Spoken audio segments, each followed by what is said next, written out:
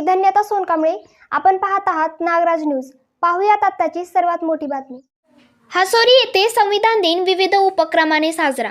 निलंगा तालुक्यातील हसोरी खुर्द येथे ग्रामपंचायतच्या वतीने 75वा संविधान दिन विविध उपक्रमाने साजरा करण्यात आला.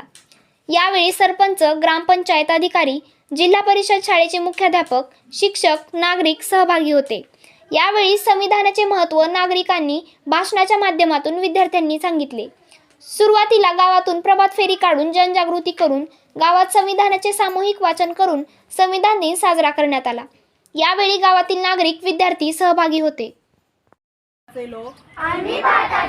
भारताचे एक सार्वभौम समाजवादी धर्मनिरपेक्ष लोकशाही गणराज्य घडविण्याचा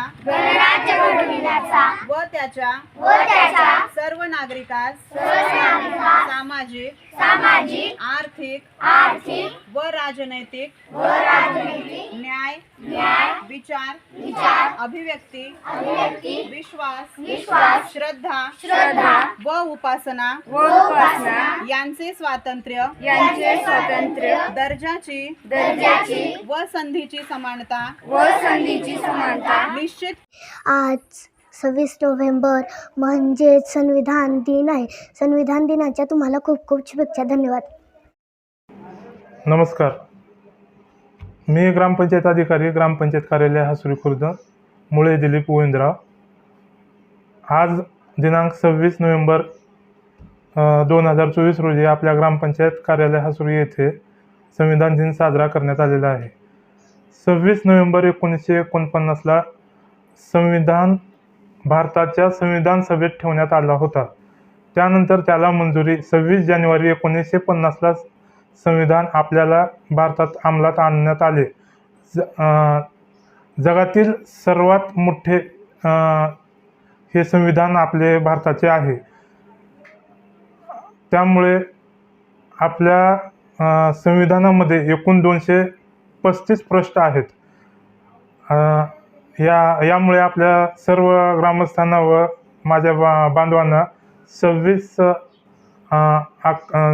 नोव्हेंबरच्या संविधान दिनाच्या हार्दिक शुभेच्छा व 26/11ला मुंबई येथे झालेल्या हल्ल्यातील शहीदांना विनम्र अभिवादन व भावपूर्ण श्रद्धांजली. नमस्कार. आज 26 नोव्हेंबर भारताचा संविधान दिवस आहे. आज 26 नोव्हेंबर 1949 रोजी भारतात संविधान दिवस म्हणून स्वीकारले जाते. तुम्हाला संविधान दिनाच्या खूप खूप शुभेच्छा.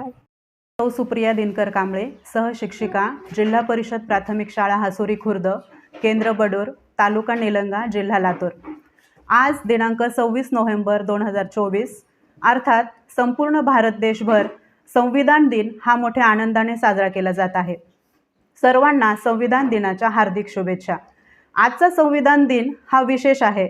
याचं कारण आज आपल्या संविधानाला 75 वर्ष पूर्ण झालेली आहेत आणि म्हणून संविधानाचा अमृत महोत्सव आपण देशभर साजरा करत आहोत. या अमृत महोत्सवाच्या मी सर्व भारतीयांना हार्दिक शुभेच्छा देते. धन्यवाद.